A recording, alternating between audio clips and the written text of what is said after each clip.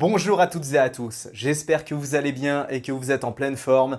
Bienvenue dans ce premier épisode de Mad Podcast. Un premier épisode où je vais appuyer sur quelque chose de plutôt dérangeant.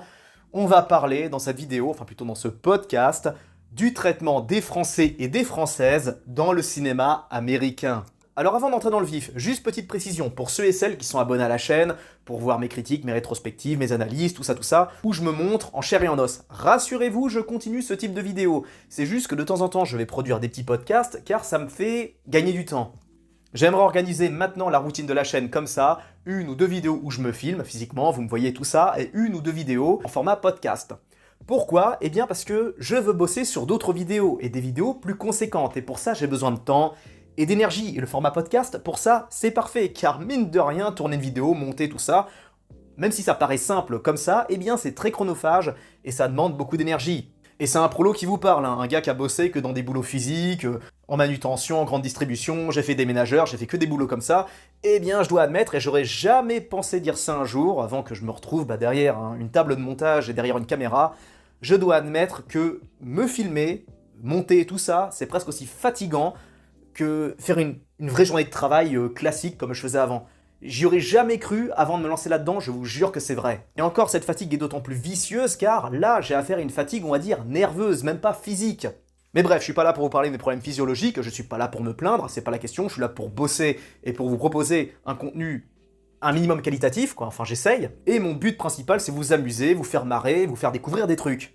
Et je vous avoue que mon réconfort, c'est qu'on en parle, donc je compte sur votre avis dans les commentaires. On est tous là ici sur cette chaîne pour se marrer, pour apprendre des trucs, et pour avancer ensemble. Voilà, à notre petit niveau, à notre modeste échelle.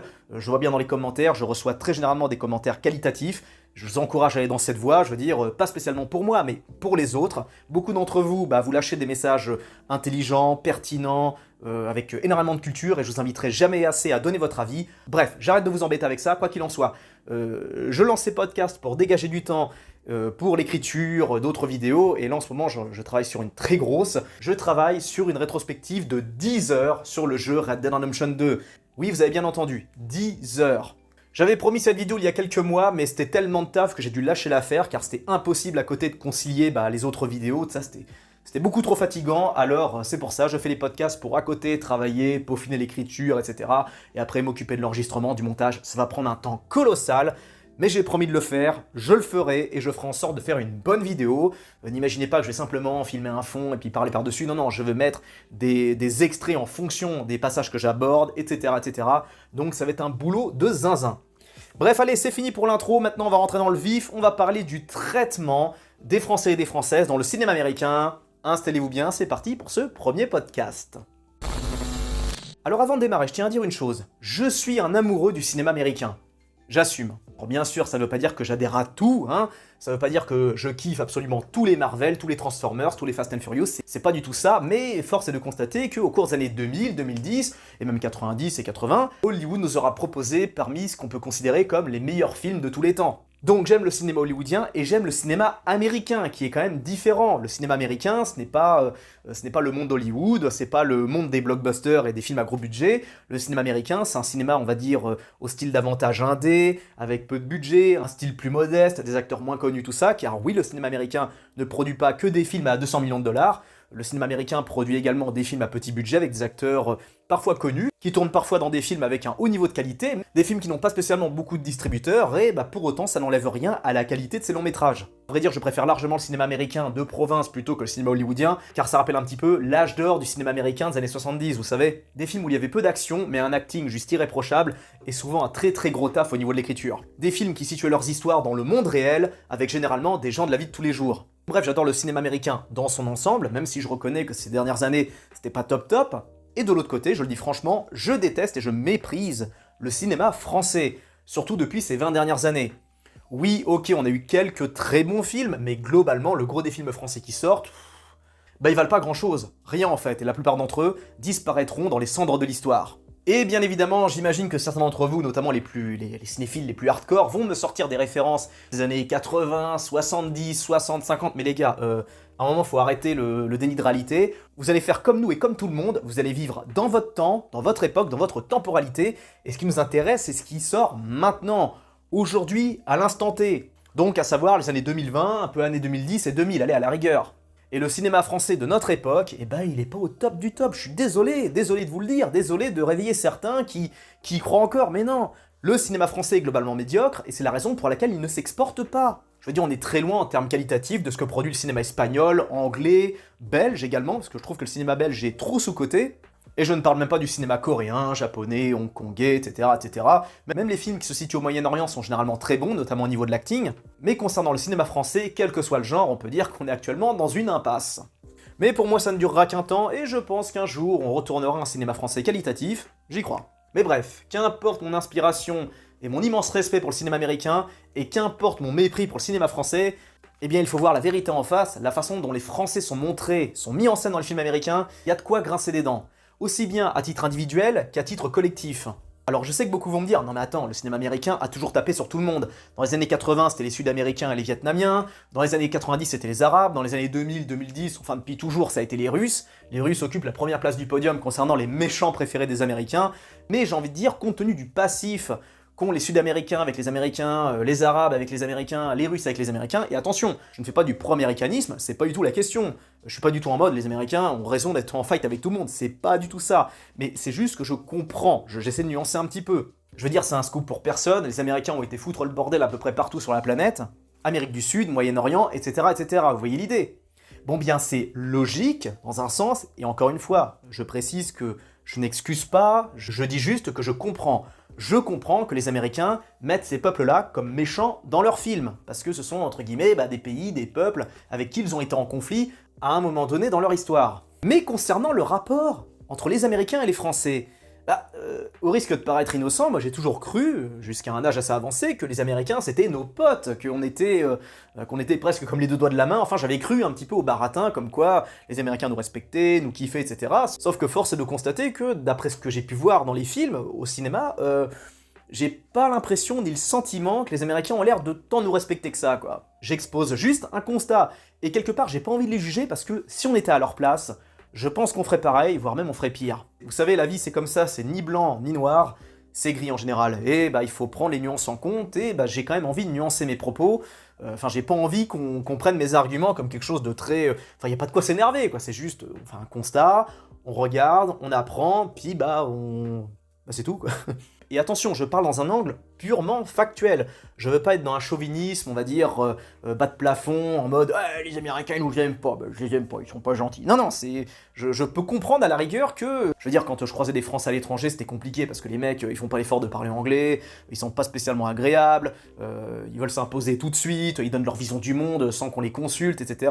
Enfin, c'est vrai que les Français peuvent être très agaçants pour leur côté un peu intello, maniéré, pédant, tout ça. Je peux comprendre, sauf que là. C'est un peu disproportionné ce constat par tour.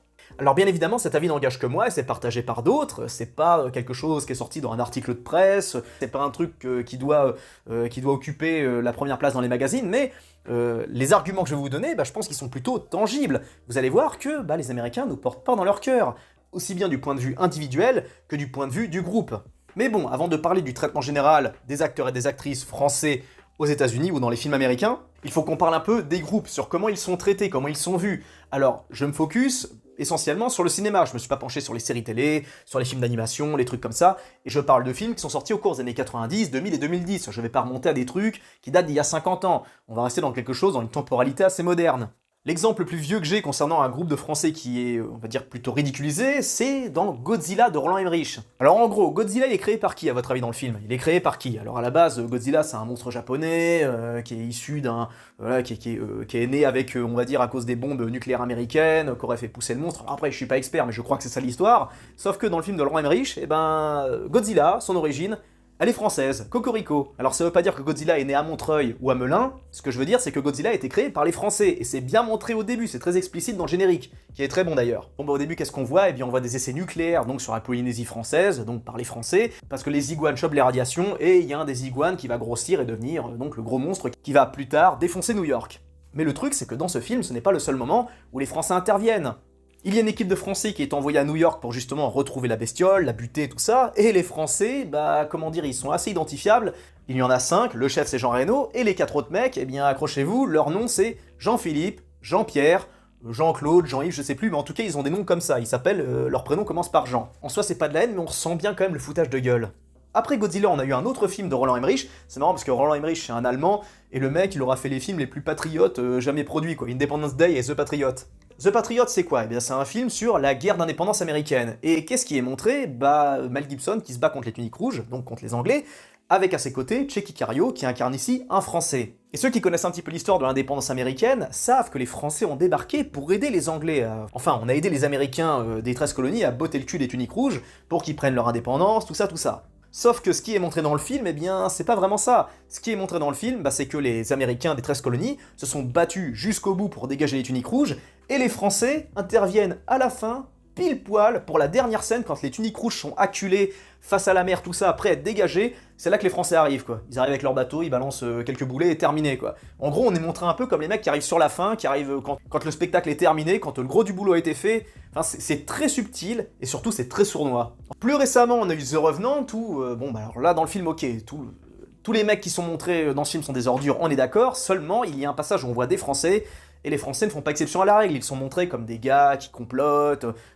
qui essayent de baiser les Américains, les Anglais, tout ça, qui carnaquent les Amérindiens, tout le tout team.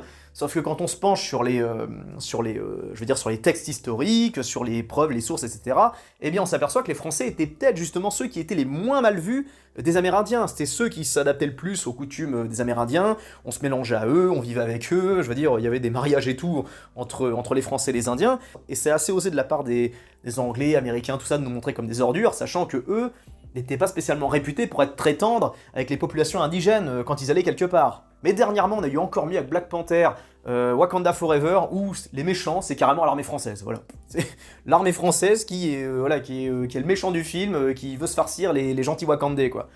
Bon, est-ce qu'on peut faire plus explicite que ça? On voyait à peu près l'idée, ça c'est que 4 exemples de groupes de Français, et j'imagine que certains d'entre vous ont d'autres sources à me sortir, ont d'autres films qui mettent en scène des Français de façon négative, d'ailleurs pas que dans des films, hein, dans les jeux vidéo, dans les comics, des trucs comme ça. Si quelqu'un a des sources où on est mal représenté, n'hésitez pas, faites-vous plaisir. Et encore une fois, le but c'est pas de chialer, c'est pas de dire « Ah, les Américains sont méchants !» Non, non, ça sert à rien de se victimiser les gars, il faut juste, bon bah... C'est une pilule dégueulasse à avaler, on avale ça, puis bon bah on essaye de faire mieux, tout simplement. Voilà, c'est un peu quelque part la morale de cette vidéo avant la fin, c'est ça ne sert à rien de pleurer ni de se plaindre, ce qu'il faut c'est travailler. Maintenant ça y est, on va parler des acteurs et des actrices mis en scène dans les films américains, et on va commencer par les acteurs français, et vous allez voir que tous les acteurs français mis en scène, bah c'est que des méchants. Je n'ai pas le souvenir d'avoir vu un film américain mettant en scène un Français gentil, sympa, cool, fun, quasi égal au personnage principal, jamais. Quand on apparaît dans un film, c'est pour jouer les méchants. Pas spécialement en mode cocorico, je suis français, j'arrive dans un film américain et regardez, je suis un méchant français. Non, non, c'est pas forcément ça. Mais généralement, les acteurs français qui vont à Hollywood, c'est pour jouer des méchants. Et ça, c'est pas spécialement innocent à mon avis. Prenez par exemple Bad Boys en 94. Le méchant, c'est qui? C'est Tchéky Karyo, l'excellent Tchéky Karyo d'ailleurs, qui jouait le français dans The Patriot, et qui avait fait un excellentissime méchant dans le trop sous-coté et merveilleux Doberman, peut-être le meilleur film d'action français jamais produit dans notre histoire. J'assume ce que je dis. Et bref, Tchéky Karyo, c'est le méchant dans Bad Boys. Jean Reno, encore une fois, acteur qu'on a vu dans Léon et dans Godzilla, il joue un méchant dans l'excellentissime Mission Impossible de Brian De Palma. Mais n'allez pas imaginer que les acteurs français européens sont les seuls à prendre cher, les acteurs français d'origine maghrébine, eux aussi, sont pas spécialement les mieux lotis. Prenez par exemple Sami Bouajila, qu'est-ce qu'il joue? Il joue un djihadiste dans le film Couvre-feu avec Denzel Washington. Ça c'est pour les années 90, j'ai envie de dire que ça allait, mais alors pour les années 2000, ça a été un festival. Vincent Cassel, un des rares acteurs français à s'être expatrié, on va dire, pour pas mal de films, il a tourné dans plein de films américains, et très généralement, là aussi il jouait les méchants. Mais là où il s'est démarqué en termes de méchanitude, c'est dans Ocean's 12. Et la façon dont il est montré, la façon dont il est mis en scène, c'est assez particulier, quoi. J'ai du mal à imaginer Soderbergh montrer un méchant de cette manière. Comme par exemple, il se serait jamais permis, je pense, Soderbergh, de montrer un méchant comme il l'a fait avec Vincent Cassel dans Ocean's 12, comme il l'a fait avec Andy Garcia dans Ocean's 11, et Al Pacino dans Ocean's 13. Enfin, re-regardez les passages où Vincent Cassel apparaît, pour moi c'est assez flagrant. Le regretté Gaspard Ulliel a lui aussi eu sa chance à Hollywood, et qui l'a incarné? Hannibal. Enfin, Hannibal jeune. Alors certains vont me dire, oui, mais Hannibal c'est cool, c'est classe, c'est un méchant badass. Je suis d'accord, mais quand même, quoi. Enfin, malgré le respect que j'ai pour lui, enfin, pour le défunt Gaspard Ulliel, je le trouvais pas spécialement fantastique dans ce rôle-là. Je pense qu'il aurait fallu prendre un autre mec. Certains peuvent prendre ça pour, comme un compliment en quelque sorte, mais perso, En soi, ça peut paraître flatteur, mais quand même, ça fait un méchant de plus incarné par un Français dans le cinéma américain.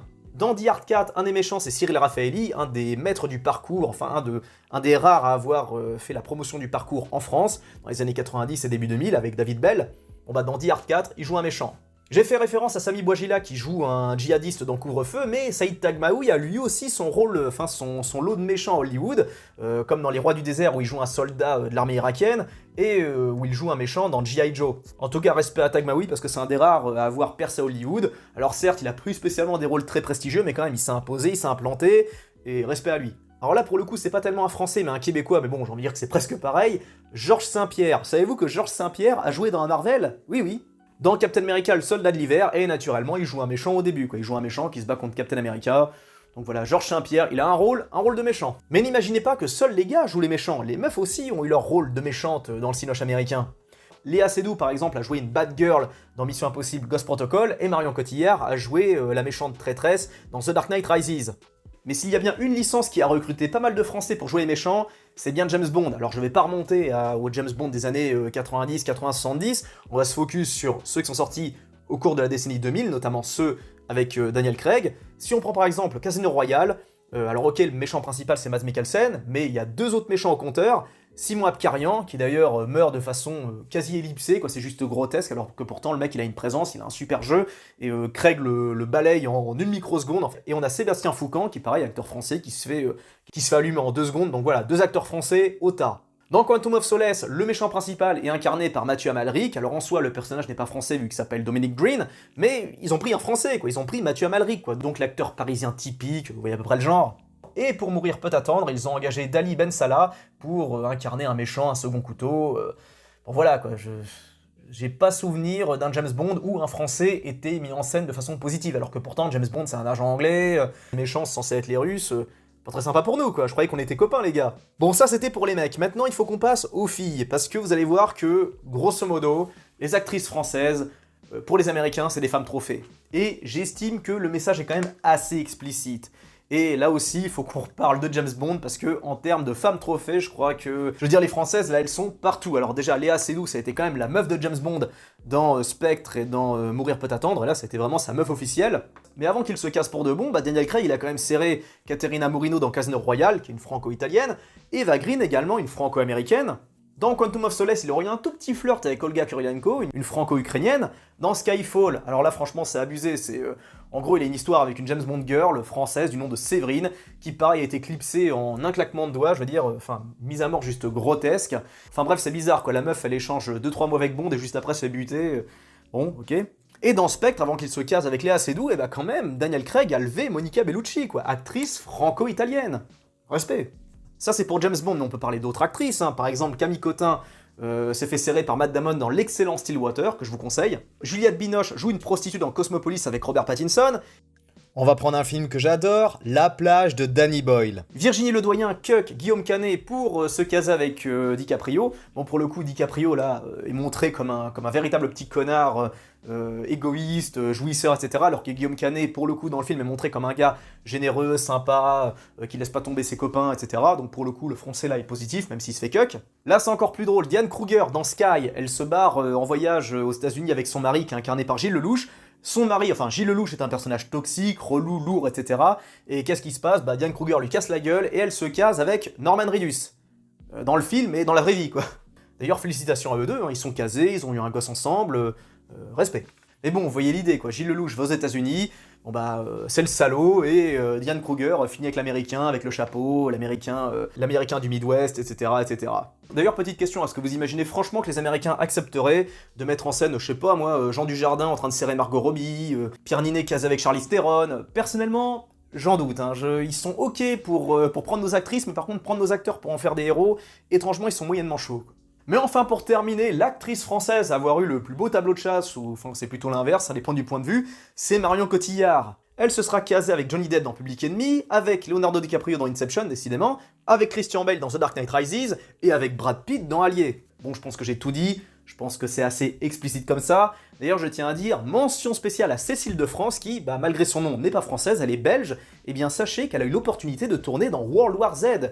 Et elle était à la base donc censée être casée avec Brad Pitt, et elle a refusé, tout simplement. Elle voulait pas tourner dans un film de zombies, alors que pourtant, elle avait l'opportunité de jouer dans une production à plusieurs millions de dollars, se caser avec Brad Pitt, enfin c'est pas rien. Et elle a refusé, donc j'ai envie de dire respect à elle, hein, c'est son choix, et je pense que d'autres actrices françaises n'auraient pas hésité à y aller. Et je ne critique pas, attention, je ne les critique pas, franchement c'est une super expérience.